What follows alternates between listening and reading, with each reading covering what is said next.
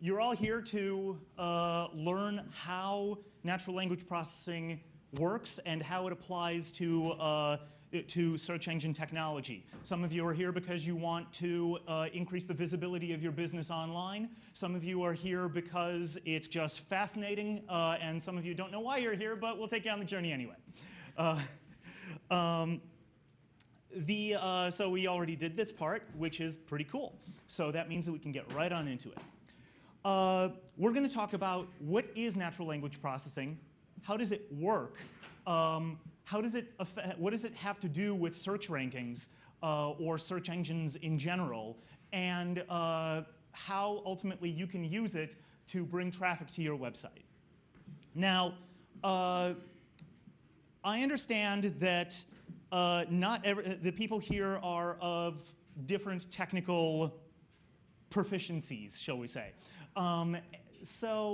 But even for folks that have been in this industry for a long time, search engines in general and language processing in particular can really feel like magic. I don't know who here feels like Google is magic. It kind of feels like it's got special powers, right?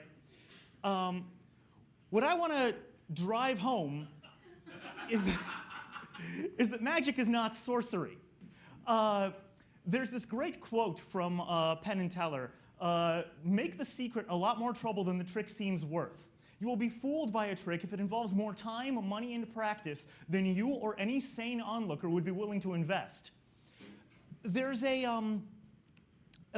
how this relates to computers is basically that when I actually tell you about how Google works under the hood, and I'm not sharing any proprietary information, by the way, but I wish I could, but I couldn't even if I wanted to. But the point is that when I show you how Google actually works, you might be shocked at how little there is to it. It's not doing anything particularly astonishing. It's just doing a lot of very simple stuff at a scale that's preposterous.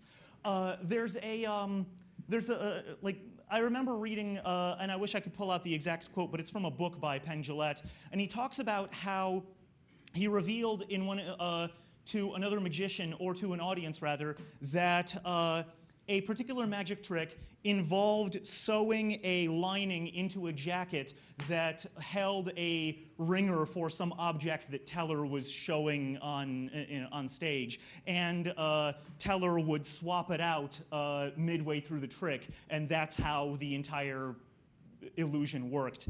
The trick was not the lining of the jacket. The trick was the 6 months of practice, 5 hours a day, every single day, that Teller had to do in order to get the motion of his hand just right, in order to perform that ringer swap while everybody is looking. Google has a lot of hard drives, a lot of CPUs, just unbelievable amounts of RAM. I can put it this way. You know how when you're looking at your hard drive, when you're on your computer, it'll tell you how much space you've got free, and it'll say something G, and we know that that's gigabytes. For those of us that are a little bit older, we know that sometimes we'll see M, and that's megabytes, or maybe even K, and that's kilobytes. Tiny little bits of data.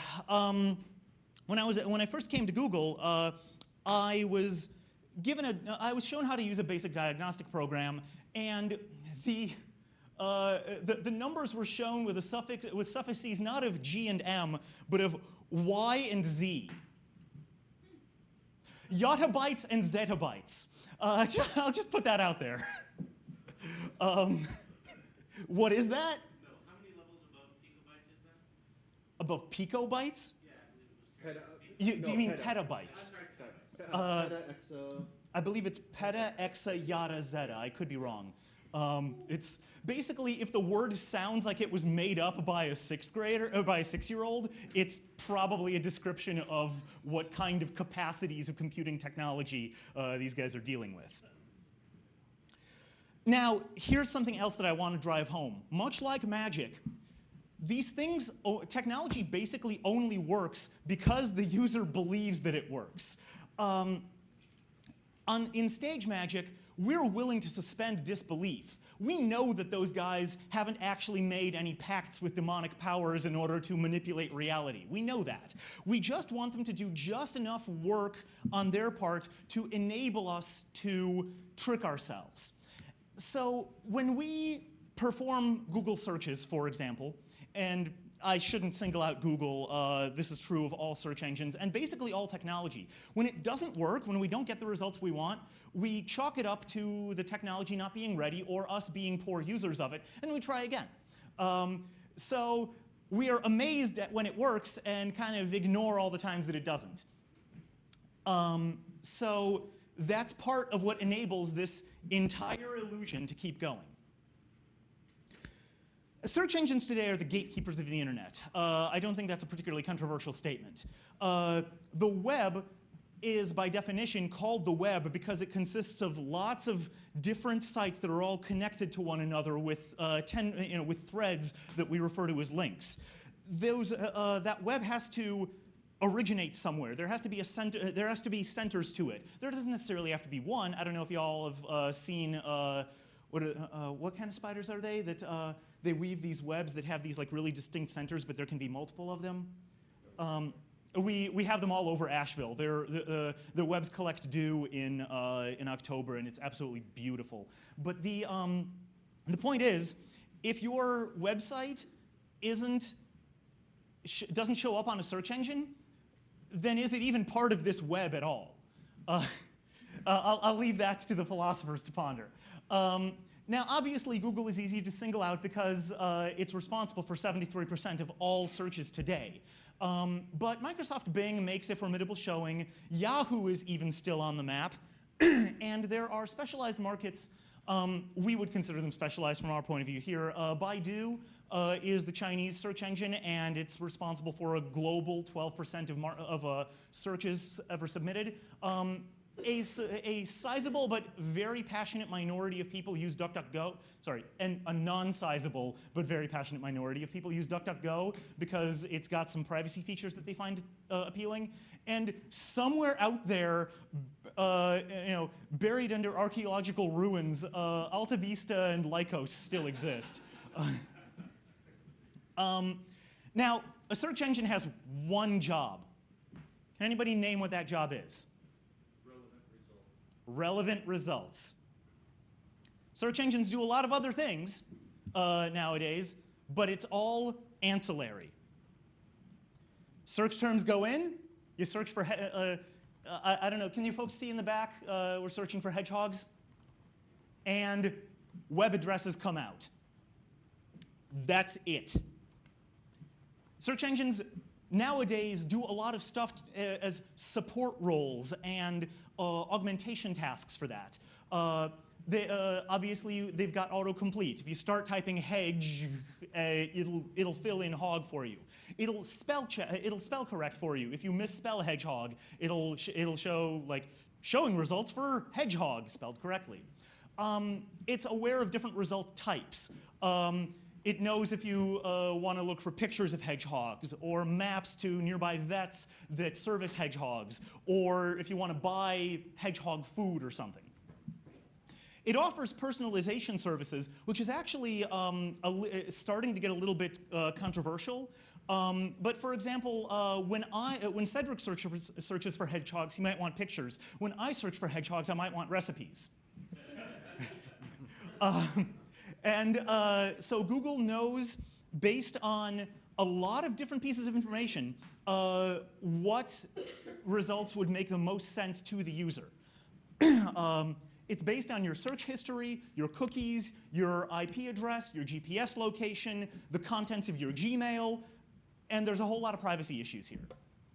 And that information that allows them to produce the perfect search result that you specifically are looking for is also the same technology that feeds into monetization. It allows for advertisers to shove an ad in your face that is exactly a product that they think you would buy. It also provides a little bit of contextualization, which somewhat dovetails with NLP. We won't really go into it, but like if you enter a math problem into Google, like if you type in like 2 + 2 into the Google search bar, it'll come out with 4. You can ask it basic questions. What year was Sonic the Hedgehog made? And it'll come up with a snippet, giving you a little like plain text blurb and linking you to Sega's website. What else? June 23rd, 1991. Marvelous, thank you. Can anyone think of anything that websites or that search engines do that I haven't covered here? What was that? Directions. They refer you to Google Maps, that's right. And then they know where you are, they know what you're looking for, and they look for local businesses in the area. And they of course use your geo-IP location information. They use your GPS if they have access to it. For most of us, that's a good thing. But put it this way. Imagine that you have a search engine that does, that produces search results from entering a search term and does not do autocomplete, autocorrect, monetization, personalization. What you've got is still a search engine. It might not be a very good one by modern standards, but it's good enough for 1995. If you have a program, if you have an app on the web that does autocomplete, autocorrect, personalization, monetization, contextualization, but does not produce web hits from a search term, I don't know what the heck you've written, but it's not a search engine. Paid Microsoft Word Online? Yeah. So how does the search engine do its one job? It's surprisingly simple. No, it's not. But if we look back at where search engines came from and what their history has been like to evolve to what we know of them as today, then I think a lot of this is going to make a lot more sense. Cedric, did you want to go through a fun little Wayback list of the internet, or should I? Oh yeah, we can do that. Do we have the link? Or I can pull that up. Oh, hey, by the way, Yep. this is the talking box. Ah. So if anybody out here has a question and wants to ask it, I want to make sure that we catch it. Where is the? If you're holding this, we'll actually I've got hear it your on voice Slack, talking sure. Okay. instead of just a mumbling from the audience. Yeah. So it's sort of like a counseling session, right? You can only speak when you're holding the talking box. So I'm going to put here, you're in charge of this Actually, first let's go. talking Yeah, box. you know what? I actually It's in the have, slide. I have the, yes, it is in the slide. Look at that. Yeah. Oh, we do have pens and paper now. There we go. Crafted them from scratch. All right. Recycle paper. Yeah, you don't want to know where from that. Who here remembers Peabody and the Wayback Machine? Amazing. I was afraid that reference would be completely lost. It's getting a little dated. It's actually before Cedric's and my time. But I mean, how do you forget Peabody and the Wayback Machine? Yeah. So what's pretty amazing is that if you look at the history of the internet as we know it, it actually dates back to 1957 with Sputnik. Now we ask the question of how does the Soviets launching a satellite into space create the need for the internet, or create the internet, or result in the internet? And the answer is that it created an interesting problem for us with command and control.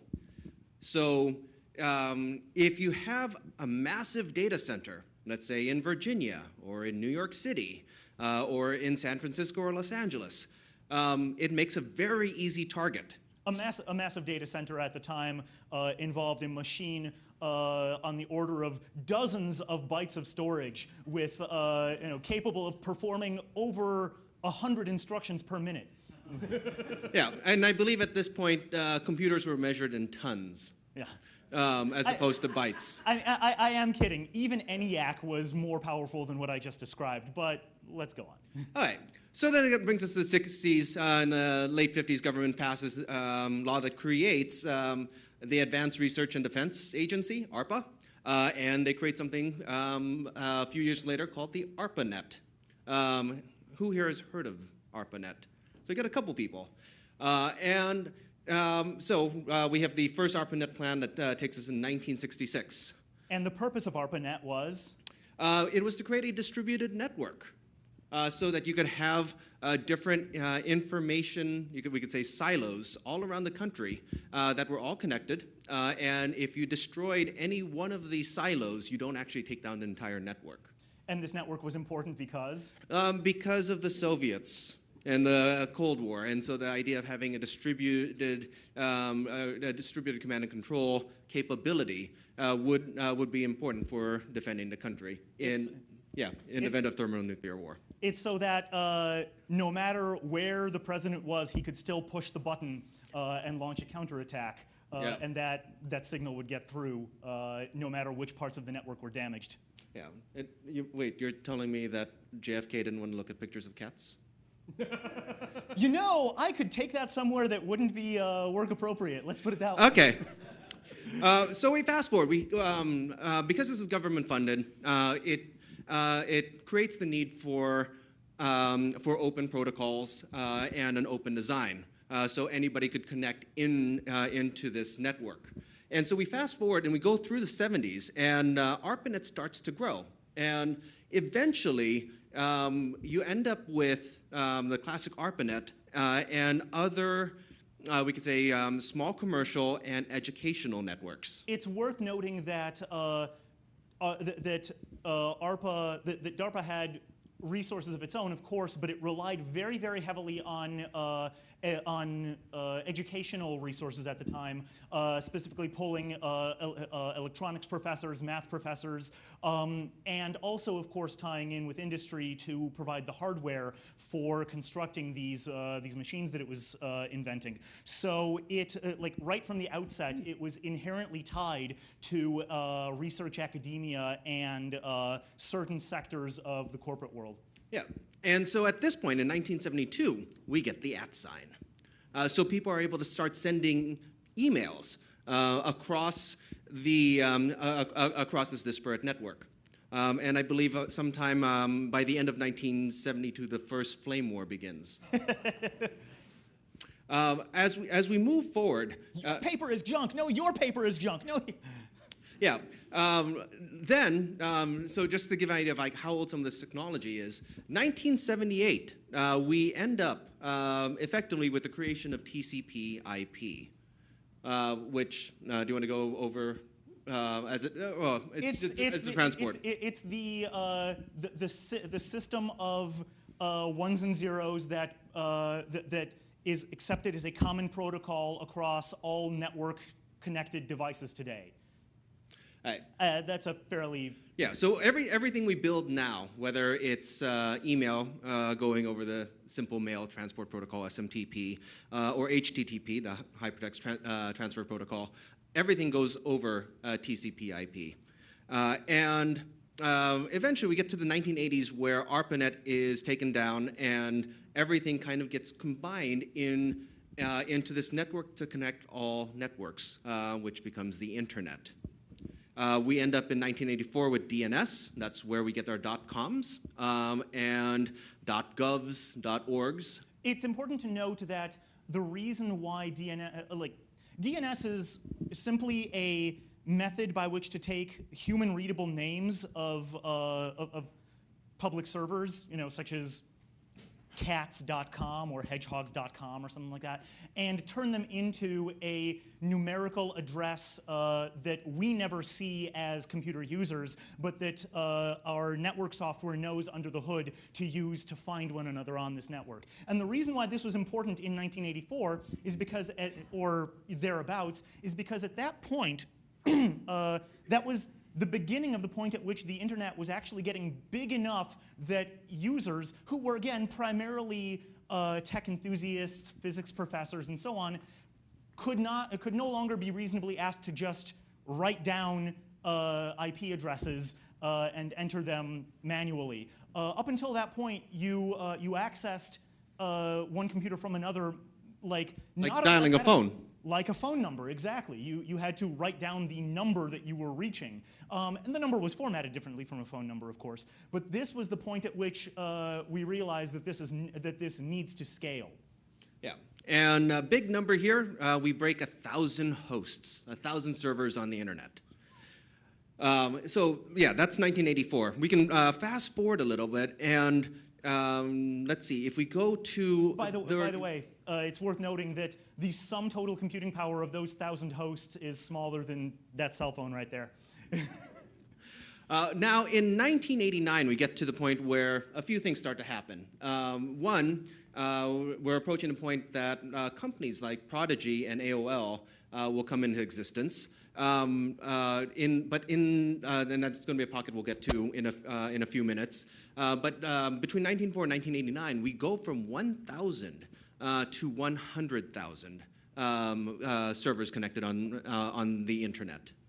Let's see, if we go to 1990, the original ARPANET, so approximately 25 to 30 years after it started, is finally spun down. And this becomes the first of many original proprietary networks to die and get replaced by the internet. Now, 1991, in the 90s, we start to get to the introduction of a protocol text protocol that replaces old protocols, and that's HTTP.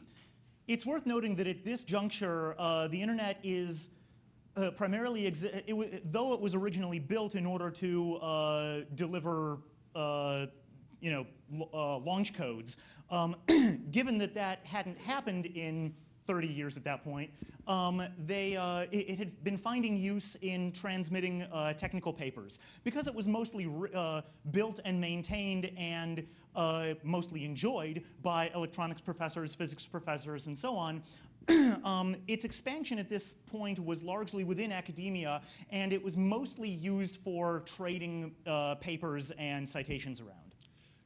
Just curious, in this room, has anyone here ever used Gopher? No Gopher searches? Oh, wow, I feel old. You're younger than me, and I never used Gopher. Oh, okay. Gopher was like a menu-driven system, similar to like navigating the website, navigating the World Wide Web, where you could everything was done in text. So you go up, down, left, right, and then you could follow links, and it would take you from, let's say, one Gopher site to another. HTTP comes along from Tim Berners-Lee in the early 90s, and it gets standardized in the mid-90s. It's interesting that I think I saw it in one of these slides, Al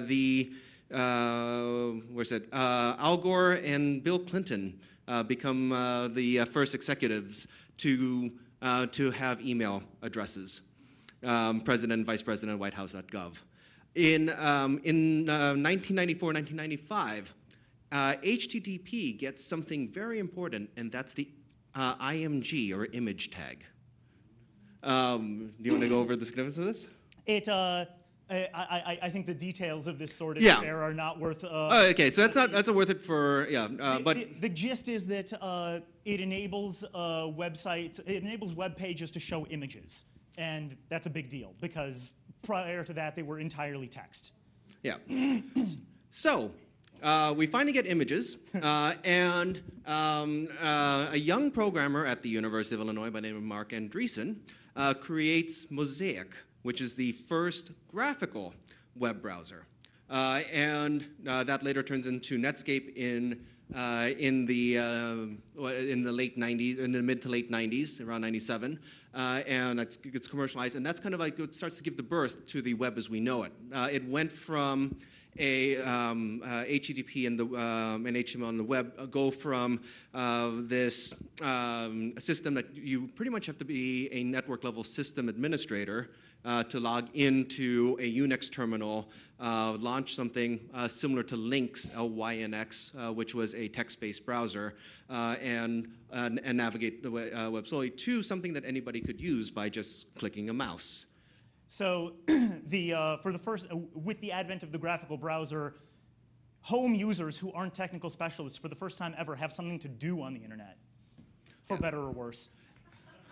And do we go into Prodigy and AOL after this? Still?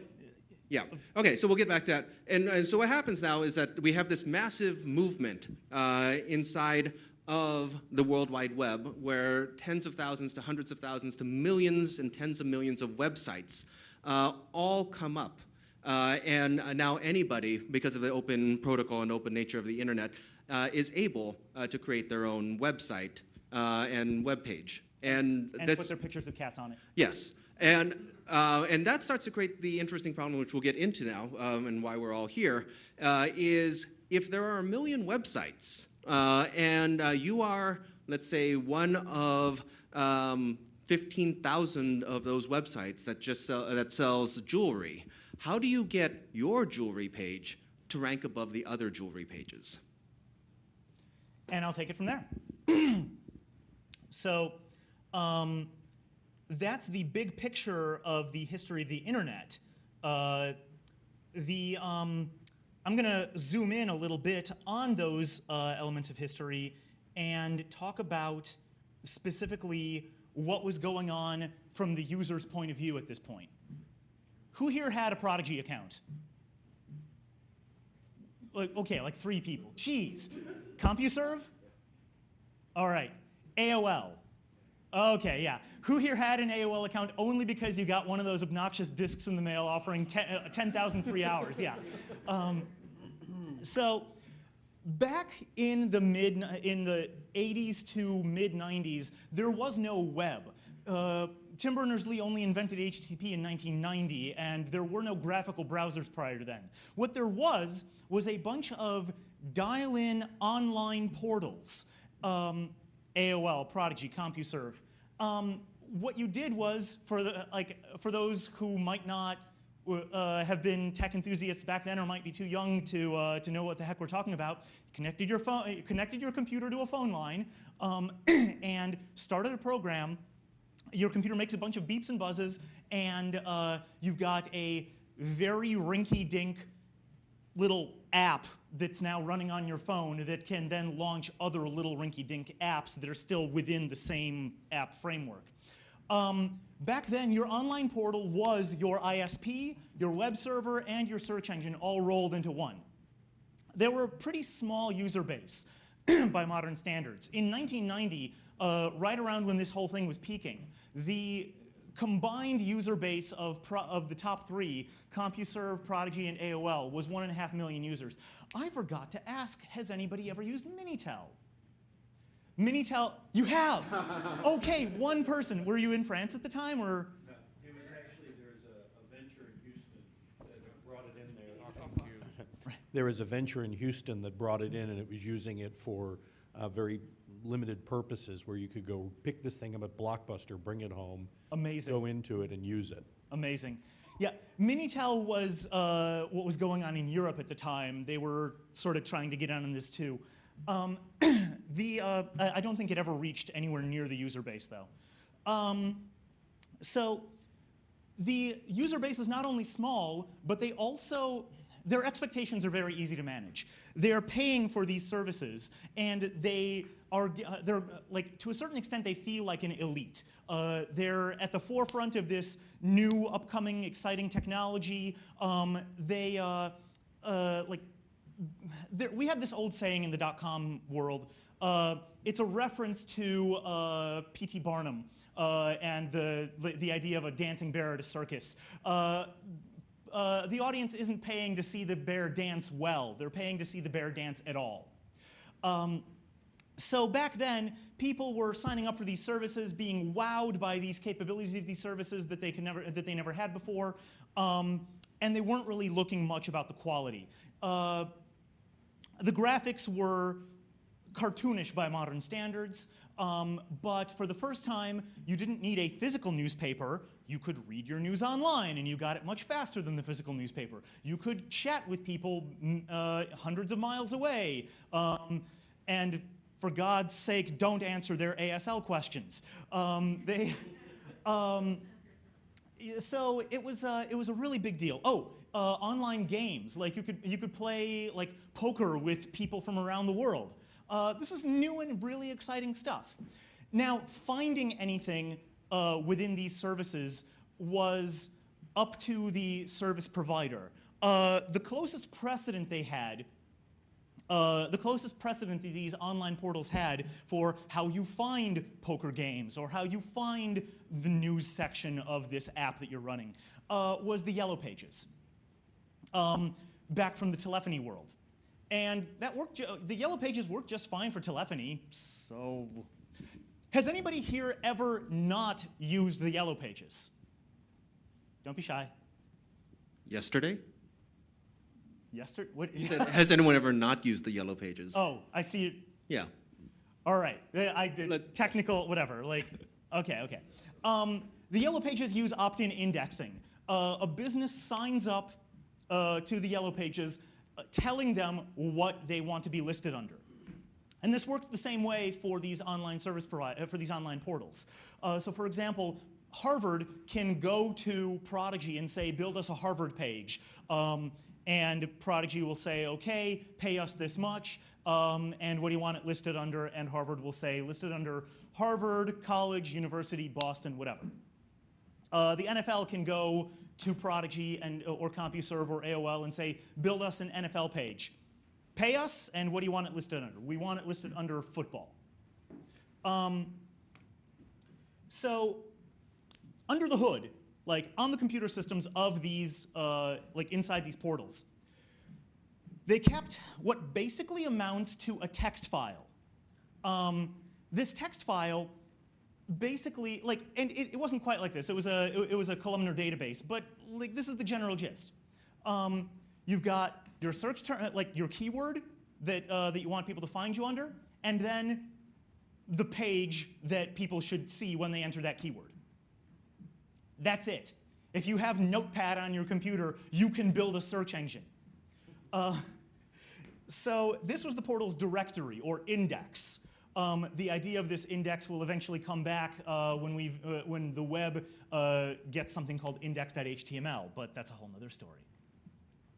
Now, curated indexing has certain pros and cons.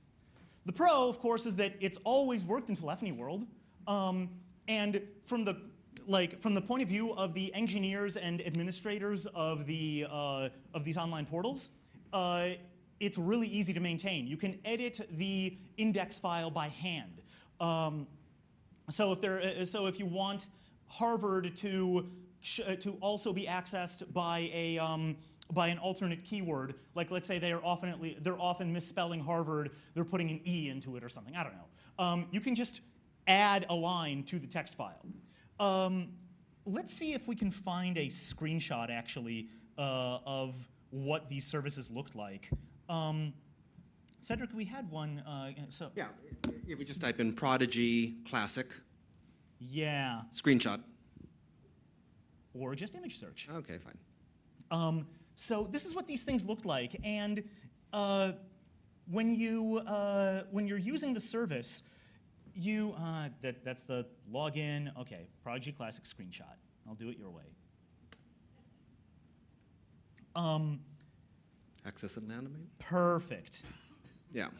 So here's a page that was in Prodigy at the time, and you'll notice these buttons down here. Like you can, Cedric, do you have one where we can see what the like with somebody entering a jump key? A jump word? Yeah, that's right. Screenshot jump. That's right. They had jump words. Here we go. Like you could look at Like article name. Here we go. Yeah. This was the. So this is great. Basically. Is there any way you can make that larger, please? That's Yeah, a let's good try that. question. Yeah, I got it. Yep.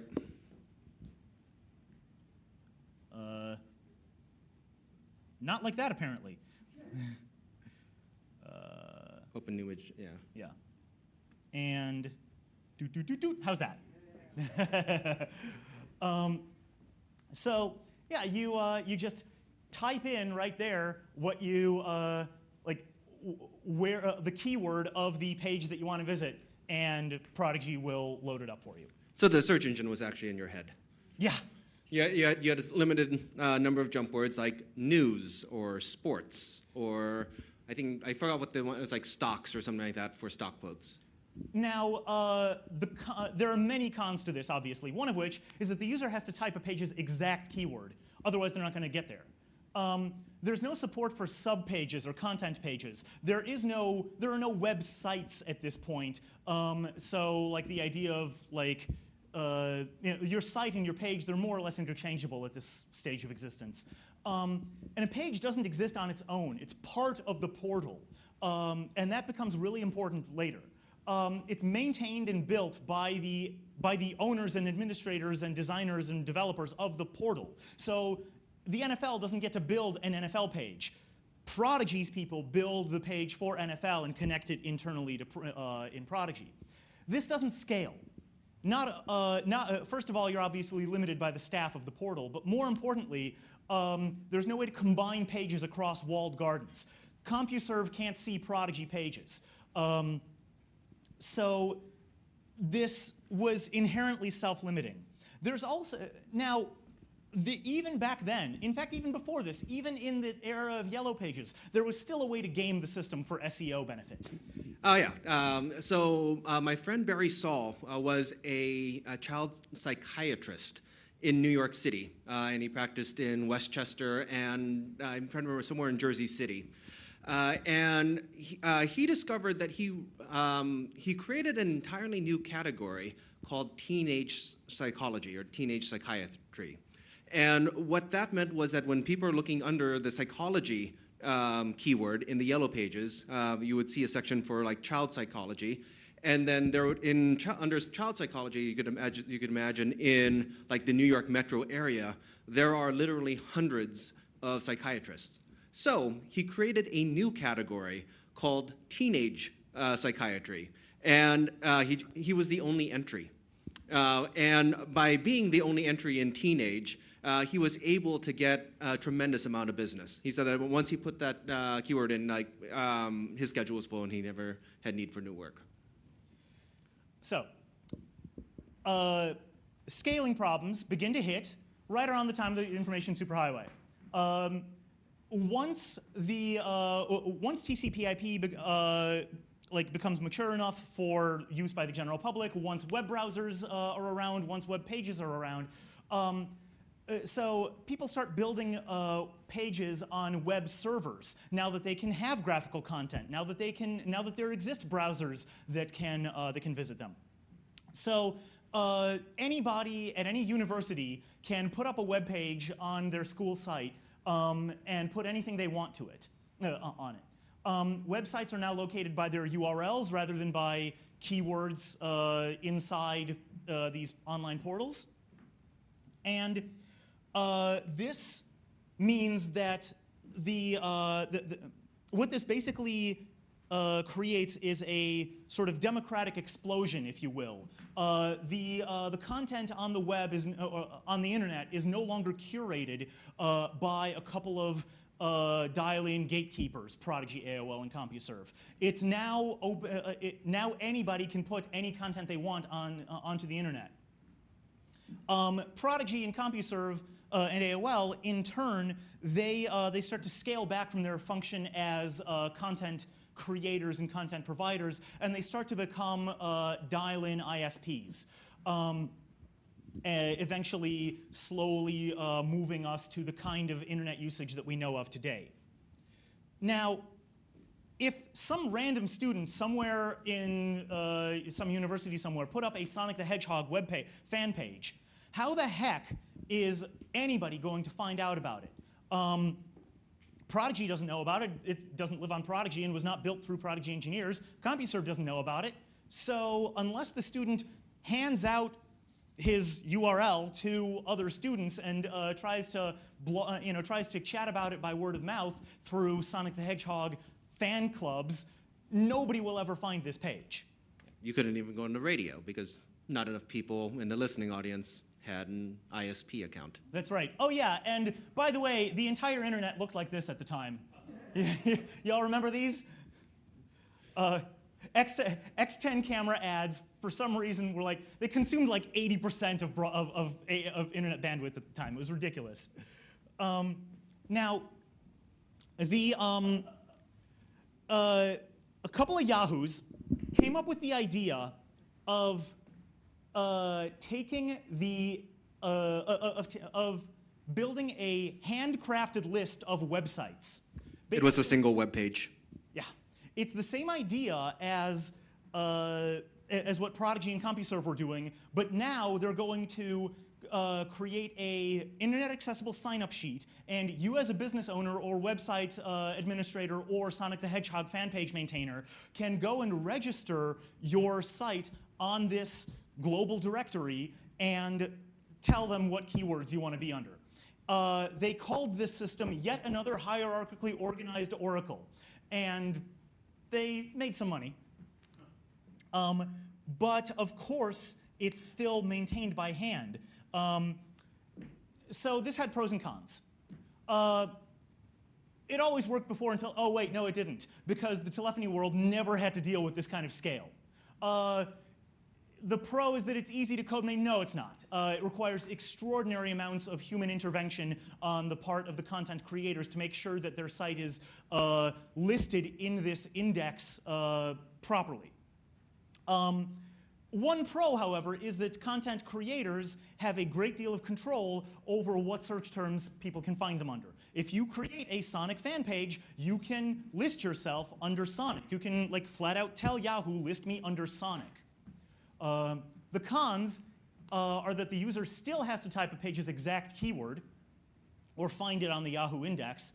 And the biggest con is that content providers have a high degree of control over what search terms users can find them under.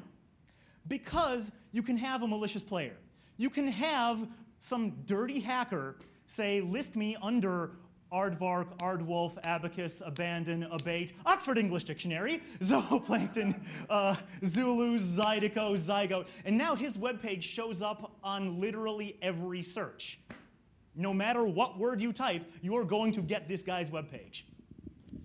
Yeah, there's also another problem that you would have here. If you think about like how many jewelers we have in the room, if Signet decided that they wanted to be the primary sponsor of Yahoo, they could set it up so that if you ever looked up jewelry or engagement rings or necklaces, Zales, K's, Jared would be the top results. And then on page 2 would be everybody else. So along came a spider. In 1994, a company called WebCrawler came up with the idea that indexing by hand is stupid. Just make the machine do it. We have machines, just make them do it. What they do is they start with a small handcrafted list of websites that they actually yanked from Yahoo, if I understand correctly. Websites have links. That's how they work. That's what makes it the web. So what they do is this. They take a website. They scan every single word of that website. They build a giant text file that lists, like on one column is just a word, and then the other column is a list of every web page that uses that word. Then they look at all the links of the website, follow the links to other websites, do it on those sites, and so on ad infinitum. Yes? No. This allowed, so it basically maps, it's an index that maps every word that appears anywhere on the entire internet to a list of every website that has that word on its page somewhere. Or more importantly, more correctly, every page that contains that site, or that word. Now, this is only possible thanks to the staggering amount of computing power that was available to the servers that were doing this in 1994. They had over 100 megabytes of hard drive space. They had 8 megabytes of RAM apiece. They were on blazing fast 233 megahertz CPU, Pentium CPUs. like revolutionary stuff. And we can joke about it now, but the fact is that this enabled these computers to do this ridiculously mundane and almost like, how does that, it's so simple, how does that even work, task with ridiculous speed and actually capable of storing all the results. The idea is that the web is big. Hard drives are big. Which one is bigger? And it turns out that, like, perhaps counterintuitively, when it gets to the point that hard drives are bigger, you can do this. So this became the basis for all subsequent search engines: AltaVista, Lycos, InfoSeek, and so on. WebCrawler itself was bought by Excite. By the way, y'all are picking up on the pun, right? A spider web crawler is a thing that crawls it. Yeah, that was hilarious. It's still the core of underlying all search engines today. This is a photo inside a search engine giant's data center that I'm not going to name. And like, I don't actually know where the specific files are located, but basically somewhere in the, like, that's a hard drive, that's a hard drive, that's a hard drive, that's a hard drive. We're dealing with a lot of hard drives there.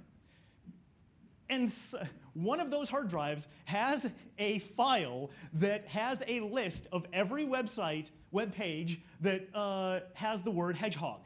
Another one has a list of URLs, and they're only storing the URLs. They're not storing the whole site, obviously.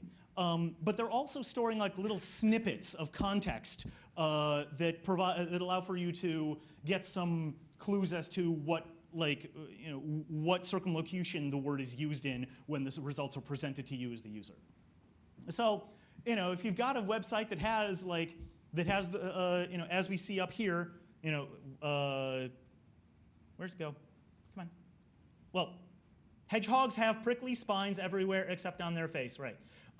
So somewhere here, the URL of that page is listed on a hard drive under have, under prickly, under spines. That's all it is. Now, already, we can see that all-text search needs help from natural language processing. And we're going to talk about what natural language processing actually is, but first let me show you the problem that they're dealing with. It's pointless to index words under that appear as part of the infrastructure of English grammar. And that's actually a little bit of a lie. I'll get to that tomorrow. But the idea is that if you build an index of every web page in the world, at least in the English-speaking world, that has the word "the," that's just a list of every web page. So you want to be able to cull words that are actually important and remove what are called stop words, which don't matter. Tenses, plurals, and other alternative forms. Hedgehog and hedgehogs we recognize them as the same word because we speak English. But they're technically a different set of letters. You don't want a user to search for the singular hedgehog and not miss a page about hedgehogs simply because that page happens to never use hedgehog in the singular.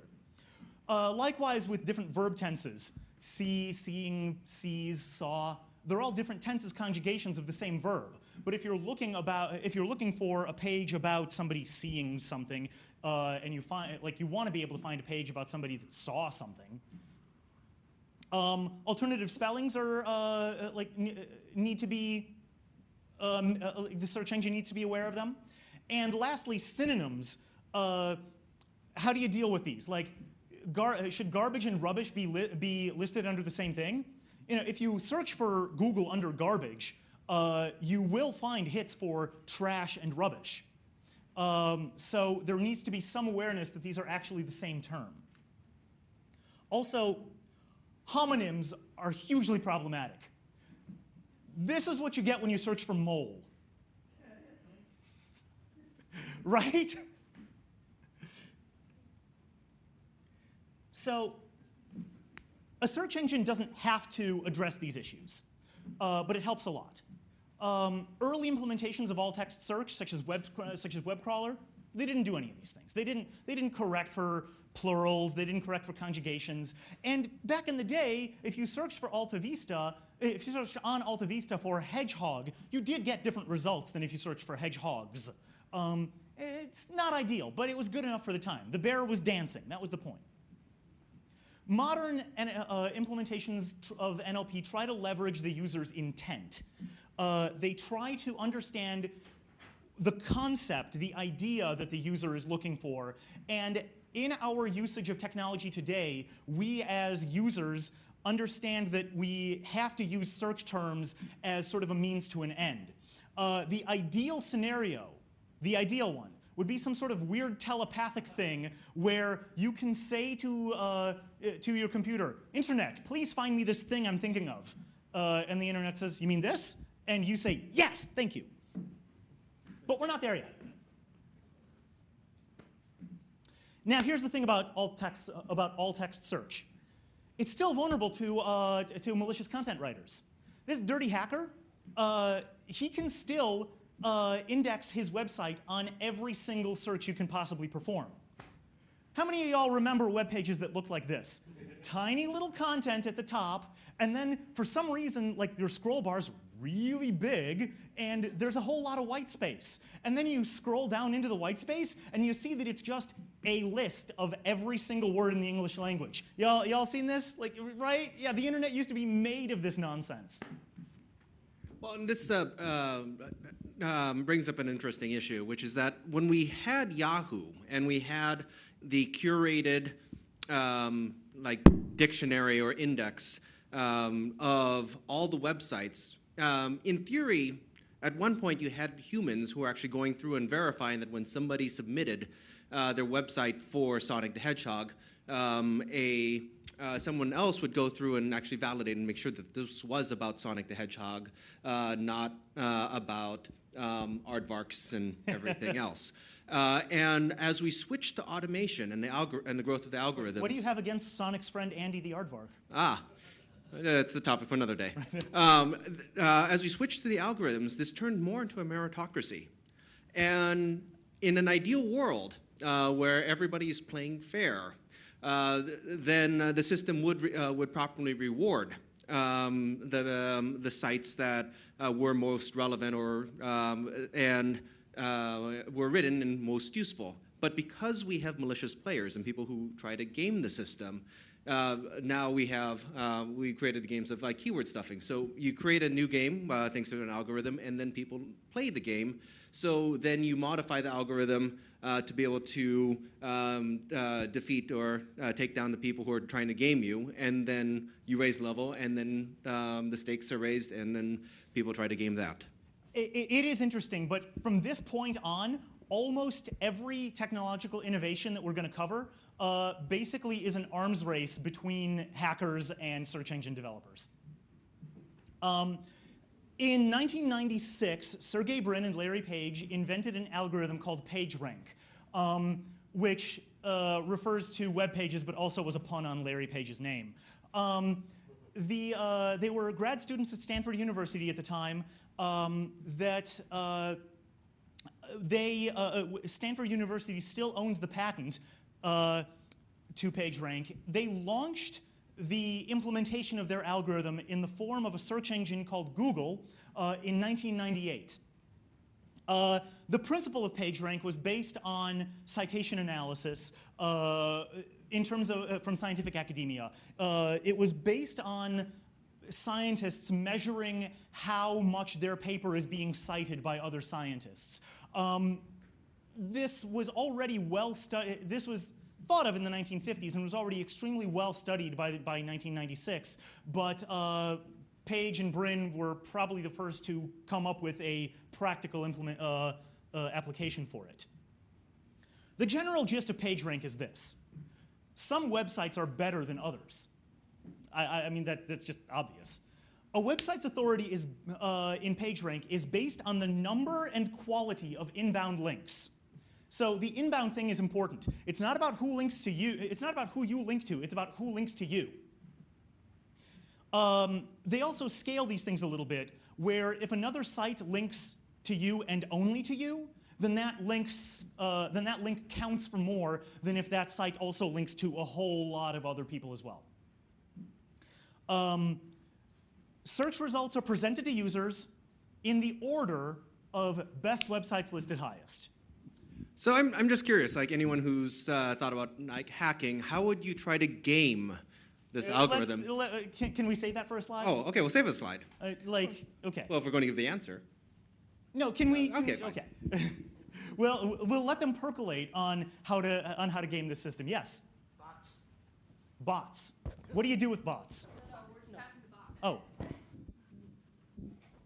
Can you explain a little bit more about how links are created? What does it mean to have an inbound link or an outbound link on a site? absolutely. Let's say I have a web page. Let's say you have a web page.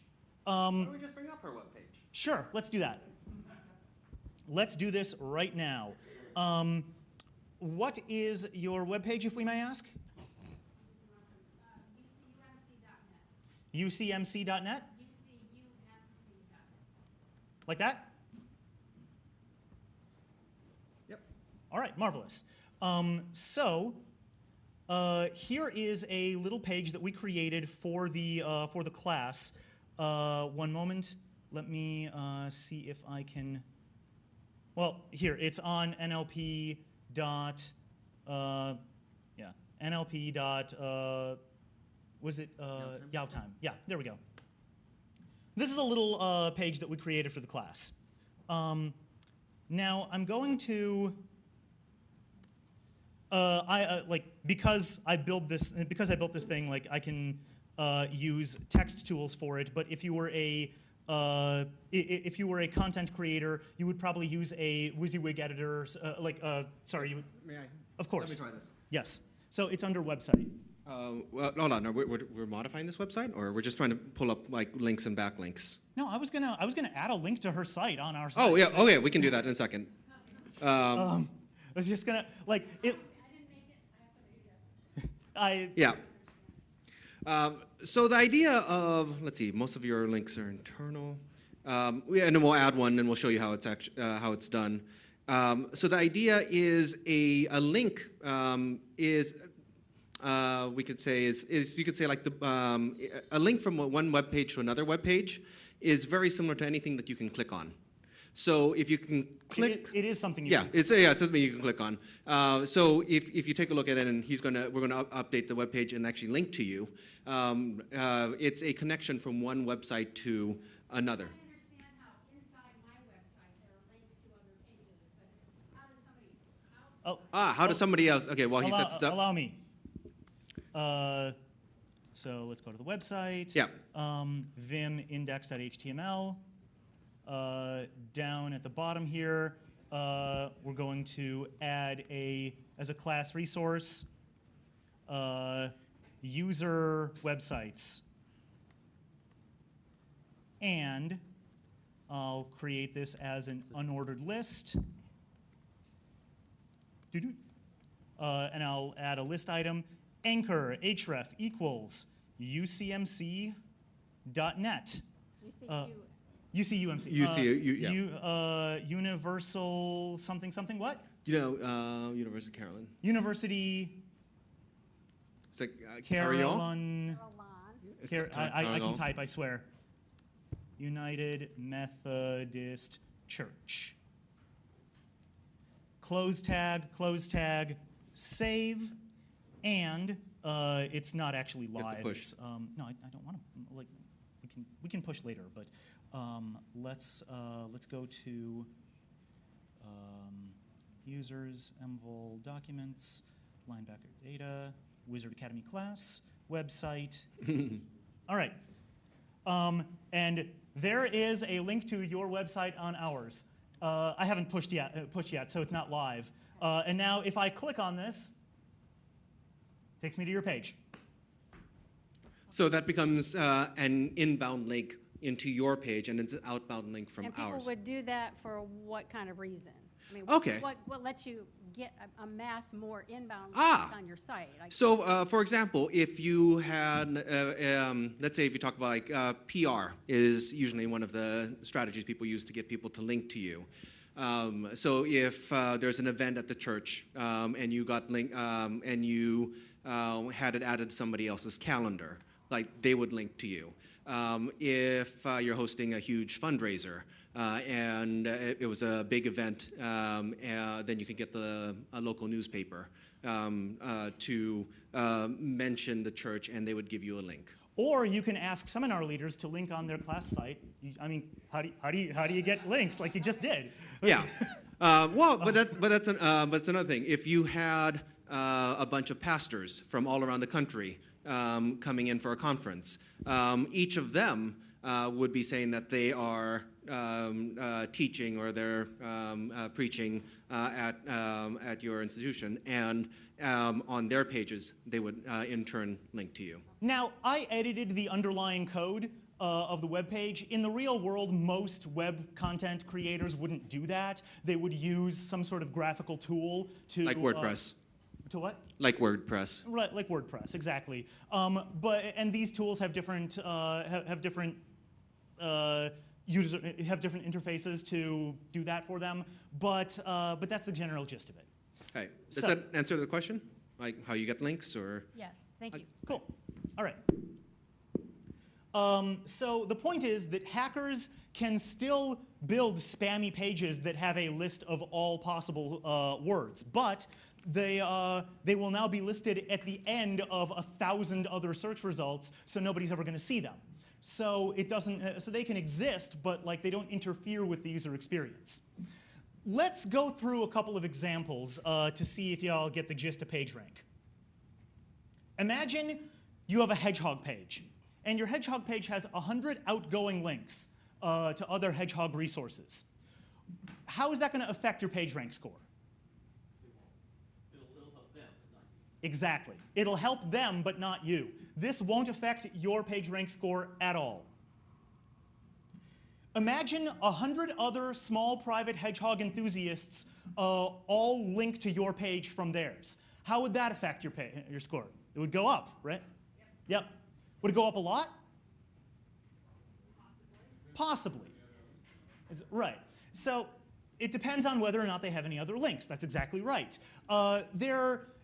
You would be considered a sort of cottage industry expert among these Hedgehog enthusiasts. You will appear in searches for Hedgehog, but not necessarily at the top. Imagine 100 other small private Hedgehog enthusiast pages linked to your page, but each one of them also links to all 99 others, so that the bunch of y'all form sort of a like Hedgehog web of Hedgehog hive. There we go. A Hedgehog burrow. There we go. Yeah. How would this affect your PageRank? It would not be that good. That's right. You'll get a little bit of credit, but really a tiny, minuscule amount. You're just one of an interchangeable 100, and you and your buddies will all appear in search results after more official resources. Now imagine that 5 large veterinary websites, each of which are themselves linked to by thousands of other pages, link to your Hedgehog page. What do you think that's going to do to your PageRank? That's going to be the best case scenario by far. You are recognized as a world-renowned authority on hedgehogs. People are inviting you to hedgehog conferences. It's a great world. This system can still be gamed. Cedric, you want to do the content provider? I'll play the dirty Russian hacker. Okay. Psst, buddy, you want to show up on the first page of Google without having to do a thing to your site? Do I ever? All What's right. the catch? All right, just send me money.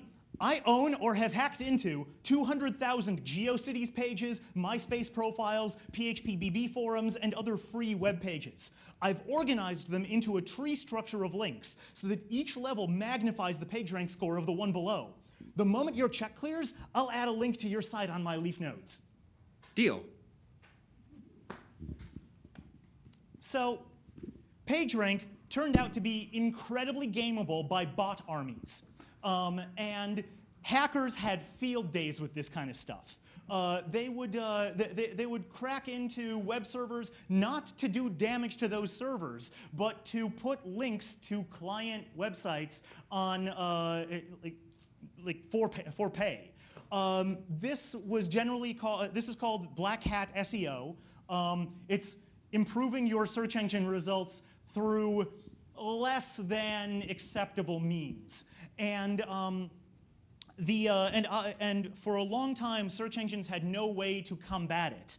The problem was that these sites legitimately did have a lot of links to them. By any objective measure, they did seem like authorities on whatever subject they were talking about. Except if you actually visited the site, a human could see that they weren't talking about any subject at all. So what they did was, so what they learned over this period of time, and we're talking maybe 2001 to 2012 or so, is that roughly? Yeah. Yeah. During this period of time, they were slowly coming to grips with the fact that you have to look at the content of the page, not just as a human, but like because of the sheer scale of the problem, you have to look at you have to get the machine to look at the content of the page and incorporate that into that page's ranking. There's no other way around it. So they came up with a couple of, by modern standards, primitive ways to do this. So here's an example. On this page, hedgehog appears 6 times. This is the National Geographic page for hedgehogs, National Geographic Kids page. And hedgehog or hedgehogs really does appear 6 times on it in a document of about 300 words. So in the index under hedgehog, we'll list this page, Google will list this page higher than other pages because what other page mentions hedgehogs that many times. So in general, the more times your page lists a term, the higher it'll climb in Google's results. Wait, so before we continue and show the next slide, because I know you're going to do this, how many people here think that this algorithm can be gamed? How would you go about gaming it? More of the same word.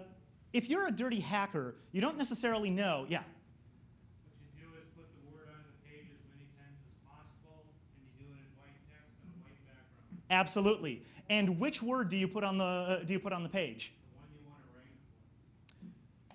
How about every word? Like, there's nothing stopping me from cutting and pasting the entire Oxford English Dictionary, 20 times. and now I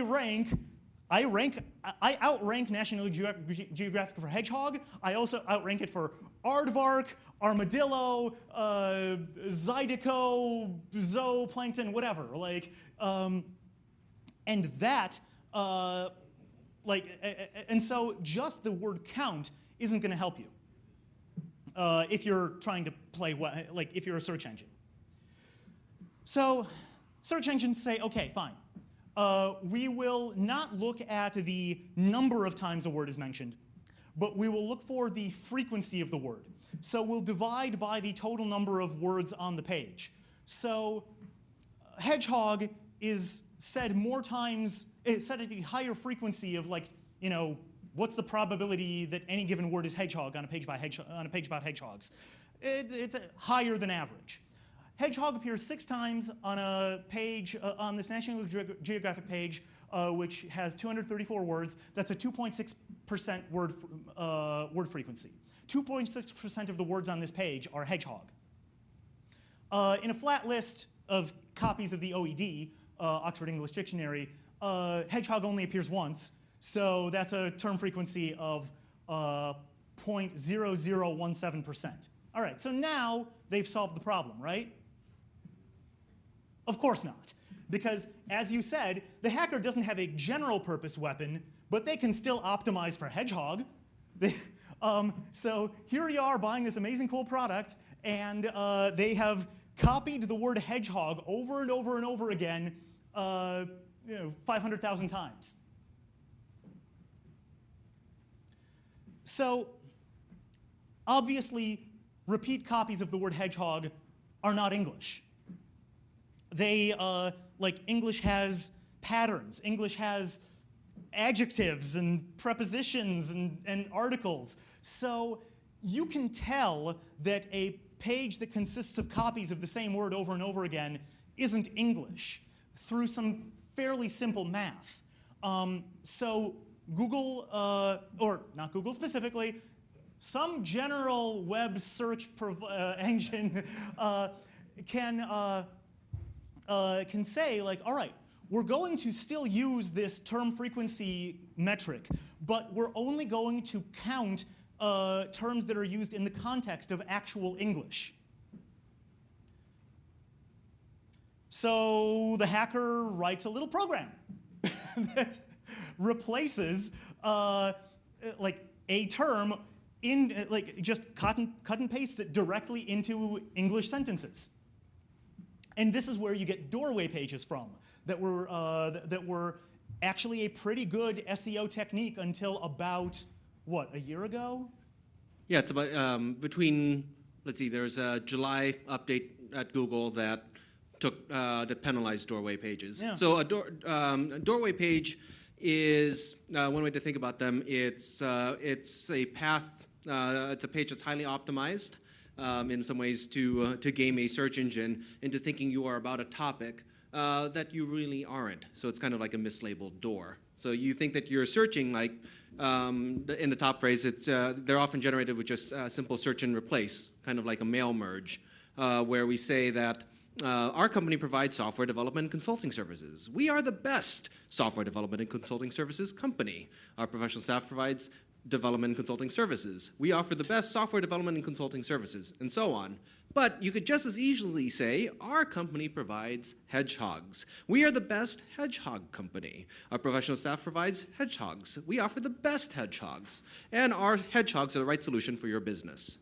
I'm actually up here trying to sell you people hedgehogs, in case you haven't picked up on it. Like, please. Yeah. All right. So with extremely advanced math, Cedric, you want to do the Google part? We can tell that that's machine generated. Oh, can you now? Well, we infer that it might be. Sure, it might be machine generated, or it might just be a third grader's book report, or a non-native English speaker. Right? True, but in any of those cases, this page still probably isn't what a user is looking for when they search for a hedgehog. So what are you going to do about it? We're going to rank pages for hedgehog based on how well they convey information about hedgehogs. How the heck do you plan to do that? Duh, with artificial intelligence and machine learning and natural language processing And? Just you watch. So that's where we are today. Computers cannot understand your web content, but they can do a ridiculous amount of number crunching and make pretty informed guesses as to whether or not another human being might consider the content good. Their algorithms can still be gamed, but humans are constantly tweaking these algorithms to make any given gaming strategy short-lived. It's an ongoing arms race, and it's honestly been getting faster, and it's getting to the point where Google's ideal scenario is to have a system that can theoretically still be gamed, but that you would need Google's computing power to game. In other words, you have to be as powerful as the search engine in order to game the search engine. You also need as many PhDs. Exactly. So, ergo, your best long-term bet, even if you wanted to hack this system, your best long-term bet is to write good content. But it has to be content that a computer thinks is good.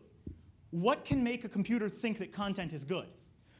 Things that are very similar in many ways to what make a human think your content is good. And how can these things possibly be similar? Because human engineers strive to make them similar.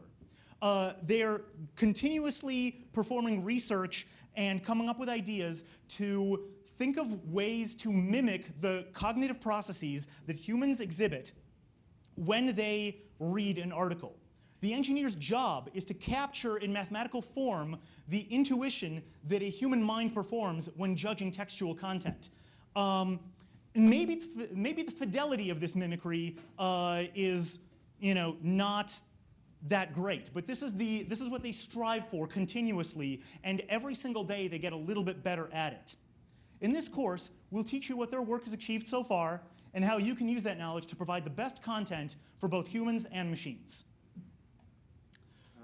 I'm Mikhail Voloshin. This is Cedric. You've already met us. I forgot to mention that I wrote a book earlier. We can talk about that later. Together we fight crime. I guess we should probably break for a few minutes. Yeah. Yeah. Before we go, I want to show a little toy that Cedric and I built that that maybe you can play with on your break or think about or just sort of have in the back of your minds. It's called Lyrical Delight. Cedric, do you want to pull up the URL? Where does it currently live? I believe it's at Lyrical Delight, light.yowtime.com. Let's see if this comes up. We moved the URL to something easier to remember the other day. It's loading. It Yep. should be fine. There we go. So what we did was, let me just spin up the. Yeah. What we did was we built an NLP system that uses autocomplete technology to predict subsequent words that a user types, and we seeded that. The training corpus behind this NLP system with a database of lyrics from 55,000 songs. top 40, I believe some Broadway is in there, some Disney is in there. And so what we did was we rank lyrics as you go. You wanna type something in here? You typed hello. I don't think like anything from the last 3 years. Hello, is it me you're looking for? Yeah. Yeah. But the point is, here, type a go lyric ahead. into it. Somebody name a song. It's like, would you, I can type, I swear. Would you, no, really, I swear I can type. Would you like a banana from the Copacabana? It's one word. Is it? Yeah. Okay. Yeah. Okay. Copacabana? Oh. No. So what this does is it tells you here. Let me make it a little bit bigger. I think. Come on. There. What this is doing is telling how unexpected each subsequent lyric is. So what this is showing you is that it's unlikely for a line to start with wood because wood is sort of pinkish. It's not unheard of. It's not deep red, but it's unusual. However, given that you said wood, the most likely thing that you're going to say next is you. Given that the last two things you said are would you, the most likely thing that you're going to say is like. And so here's what I've got, actually. Would you like to be... Would you like to be... Incredibly predictable. So check this out. If I highlight banana, so this NLP system has a 2-word look-back window. What this means is that it predicts you based on the fact that it's the start of the song, start of the line, and it's would. It predicts like based on the fact that it proceeds with would you. Predicts a because the previous two are you like. Now, if you have like a, the most likely thing that it thinks is going to be the next word is fool. So it also can say like a child, like a river, just a bunch of really, really predictable things. Now, if we were to, what do you think is the most likely thing that would follow a fool? In. So let's see if you're right. Actually, a fool for, a fool to, a fool of. So let's say fool for.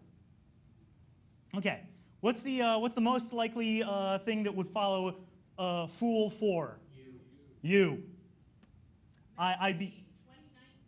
2019. Yeah, right. I would be shocked if, you is just like way up there. You can write an entire song this way. And It may be happening. exactly, yep. Sorry, I'm so sorry, but is that a good thing or a bad thing?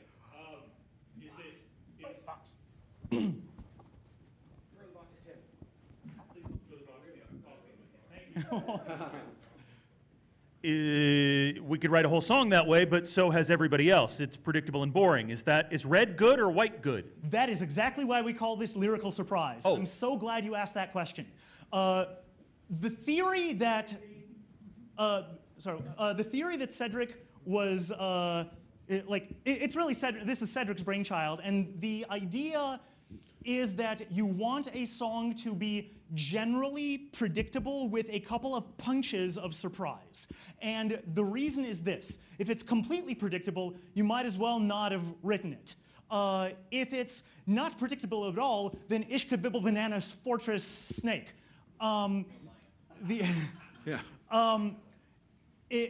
However, if it's you want to lull people into believing that they know what's going to come next and then punch them. And that's what the whole idea behind this thing is. We haven't. So the idea is that the ideal song, theoretically, is one that is mostly white with a couple of splashes of red, maybe like one splash per line, maybe every other line. This is. I don't know whether or not that's the right answer. It's a more of a. Is this good or bad? That's above my pay grade. Yeah. But that's the general intent. Next time you hear a catchy song, throw it through here and figure out why. Yeah. Yeah, and we can actually do that. Now watch this. Oh, Tim, to continue on with that answer, if you use common lyrics or things that are predictable, people have an understanding of what you're talking about. And then with the surprise twist, that generates the delight. So it's part of some of Roy's theories, like with Broca's region of the brain. You at least want people to embrace and understand where you are, so you kind of set the mindset, and then you hit them with something that's going to surprise or delight. Are y'all seeing what I'm doing here? Number one here. Right? Yeah. And that's the end of the line. And then next, in this database, I don't have a good interface for line starters. So you basically you can type a bunch of nonsense and then see what it thinks is what would follow begin. In this database, which again is seeded from 55,000 top 40 in Disney songs and whatever, the single likeliest first word of a line is I. So let's see, the second most likeliest is most likeliestest. The English with the speaking is and. But let's see what. So I know, you know. I know you know. I know you know that I could be whatever. Yeah, like this. Yeah.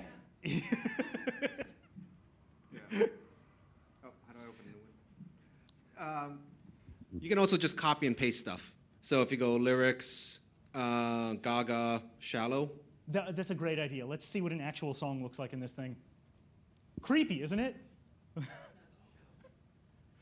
So I can copy this, and just paste it in.